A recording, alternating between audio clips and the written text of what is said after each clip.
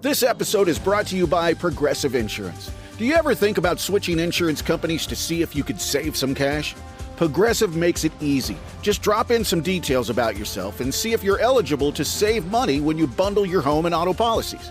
The process only takes minutes, and it could mean hundreds more in your pocket. Visit Progressive.com after this episode to see if you could save. Progressive Casualty Insurance Company and Affiliates. Potential savings will vary. Not available in all states. Quentin Tarantino is on the Morning X with Barnes, Leslie, and Jimmy. How you doing, man? Oh, I'm having a great time this day. This promo tour has got to be like totally insane because I know that even our time was like canceled and rescheduled a bunch of times. So it sounds like they got you running backwards and forwards.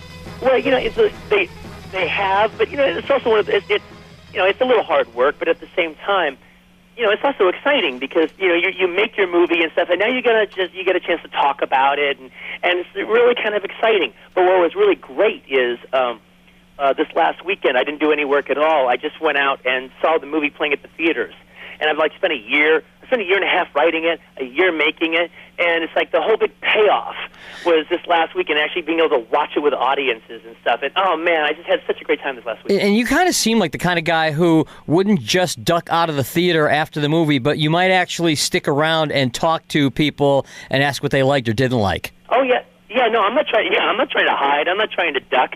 All right, yeah, so yeah, it's like I usually hang out in the lobby, and people come out and like, hey, how you doing, Quentin? Hey, it's really kind of cool because it's the way my celebrity works is really kind of neat because if people like me, they like me like I would be a friend of theirs. Right. Like no one calls me Mr. Tarantino. Or everyone's like, hey, Quentin, good job, Quentin. Hey, thanks, Quentin, that was great.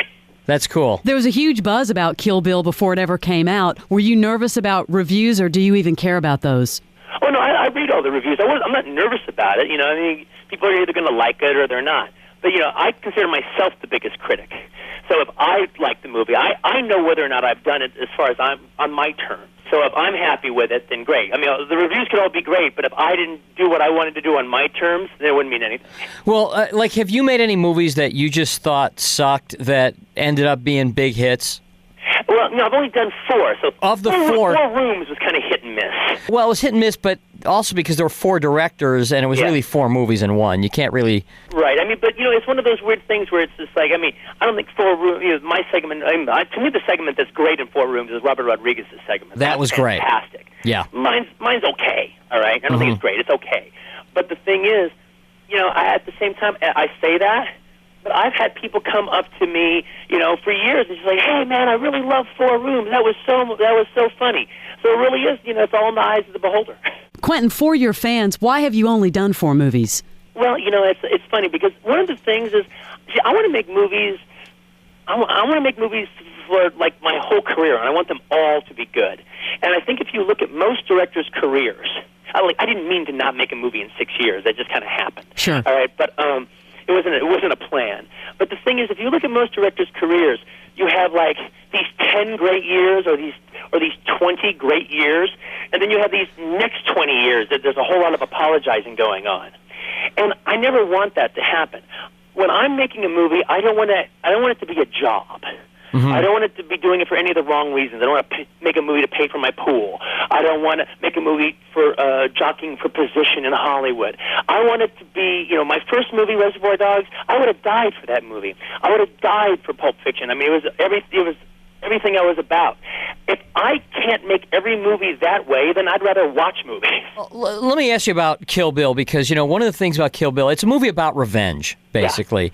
Yeah. And I don't think there is a human emotion that is better to base an entire movie around than revenge. I mean, some of the best movies of all time, when you boil them all down, are about revenge. I think about Sam Peckinpah and Straw Dogs, movies like that. Totally.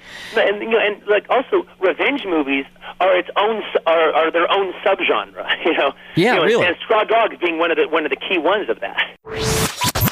More of this interview you don't want to miss is back in minutes on the best of the Morning X 99X.